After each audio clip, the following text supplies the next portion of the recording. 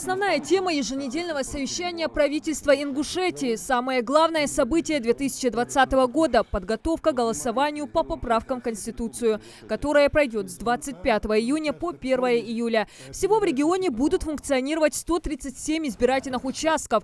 Также отдать свой голос можно, не выходя из дома. Голосование вот с 25-го, которое будет, до 30 числа, здесь половина дня практически, там с 10 до 14 голосование в помещении для голосования, потом выездное голосование, то есть на дому.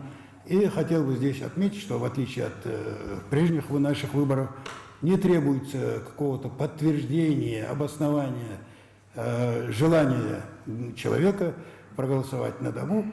Он может это обозначить в любой форме, в форме заявления, в форме звонка на участок, в форме передачи через знакомого или иного лица. Правда, на 4 избирательных участках выявлены нарушения пожарной безопасности, которые первый заместитель председателя правительства требует устранить в срочном порядке. Как никогда раньше избирательные комиссии вынуждены тесно сотрудничать с Роспотребнадзором. В условиях пандемии важно обеспечить полную безопасность для здоровья людей, подчеркивают на встрече. На этом голосовании никаких кабинок со шторами и столпотворения. Каждому избирателю индивидуальная ручка, маска и наличие антисептиков на каждом участке. В достаточном количестве маски, перчатки для тех, во-первых, кто организовывает голосование для членов комиссии.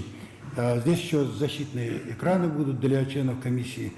Предусмотрено, что каждый, кто придет, еще те, кто там будет находиться на участке, наблюдатели, представители правоохранительной системы, которые охраняют участок, будут обеспечены вот этими средствами индивидуальной защиты. А вот что будет с традиционными массовыми мероприятиями, уже выясняют на совещании. Так, свадебные кортежи на избирательных участках до сих пор было явлением нередким. На вопрос, целесообразно ли продолжить эту традицию в этом году, руководитель управления Роспотребнадзора отвечает. Можно это все предусмотреть, но с учетом именно вот дистанции, и чтобы не было скопления народа.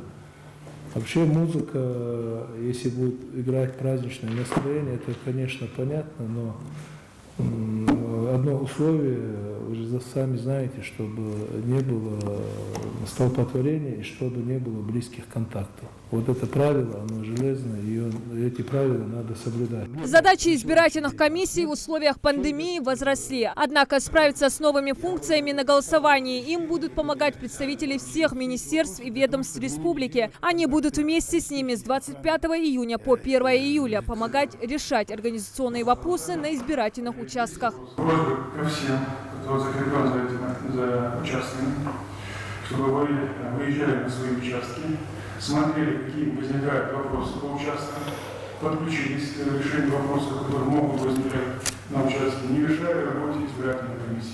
Правда, одну проблему необходимо решить до начала голосования. Председатель избирательной комиссии просит правительство обеспечить интернетом сельское поселение Датых. В некоторых участках села полностью отсутствует сигнал сотовой связи. Михаил Илезов на месте дает указания представителю Минкомсвязи в срочном порядке закрыть вопрос интернета. Эпидемия коронавируса не помешала пополнить ряды вооруженных сил России. На встрече говорят и о ходе проведения весенней призывной кампании. Первая группа призывников, 36 человек, уже отправлена 18 июня. Всего в этом году от Ингушетии служить отправится 200 новобранцев. Правда, как отмечает военком республики, каждый год наблюдают тенденцию к сокращению числа срочников. Хотел бы здесь сказать, что в прошлом году у нас норма призыва составляла 300 человек. При образовании Республики Ингушетия у нас норма призыва было и 700, и 600 человек за осень или весну. То есть тенденция все меньше и меньше. Значит, у нас убывают ребята в следующие войска. Это войска Национальной гвардии, воздушно-космические силы, воздушно-десантные войска, сухопутные войска. И география, она по всей России.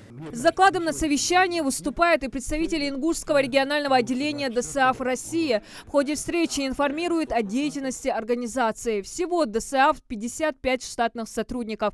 Правда, как отметили сами же сотрудники отделения, особой продуктивности пока в работе нет. Наши курсанты сдали на 100%. В ГИБДД сдали только 4 человека. И 3 человека получили права. В соответствии с приказом 202 данная работа оценивается неудовлетворительно. Одной из причин, повлияющих на такому низкому получению прав данными курсантами, мы относим низкую подготовку преподавательского состава, низкую работу с военкоматами районными, также режим самоизоляции курсантов. Большинство из них не являлось по договоренности для сдачи экзаменов на права как теоретических, так и практических. Свое возмущение такими показателями работы правительство республики не скрывает и напоминает, либо качество работы будут повышать, либо придется поднять вопрос ликвидации региональной организации. Отнеситесь, пожалуйста, к этому вопросу максимально внимательно, потому что глава республики поставил совершенно новые задачи. И смею заверить, что его не устраивает сегодняшнее положение вещей, потому что вопрос не только о том, чтобы выполнить это задание, а задание из слов военкома мы видели, что оно как бы снижается, да, тенденцию. Это тоже нас не устраивает. И мы хотели бы, чтобы вы обратили внимание на качество подготовки призывников, чтобы эти ребята шли служить достойно и с честью. Вот какую задачу перед нами ставит глава. В завершение встречи первый заместитель председателя правительства Михаил Елезов поздравил министра культуры Ингушетии Тамерлана Дзейтова с днем рождения и вручил грамоту. Диана Дударова, Магомед Белакиев, Новости 24.